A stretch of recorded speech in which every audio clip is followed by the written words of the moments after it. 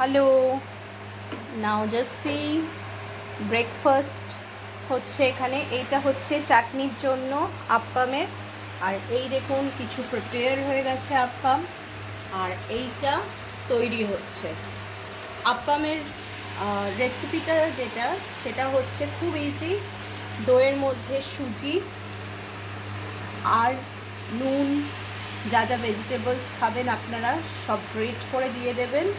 আর লাস্টে তড়কা দিতে হবে, সেটা হচ্ছে কারি পাতা আর মাস্টার্ড সিডস মানে কালো সর্ষে। তো এরমভাবে প্রিপেয়ার করতে হবে। ননস্টিকই করবেন, একটু অয়েল ব্রাশ করে নেবেন দেখুন। আর এরকম করে চারটে করে, যদি এরকম তাওয়া সাইজ থাকে চারটে করে হয়ে যাবে একটা তাওয়াতে।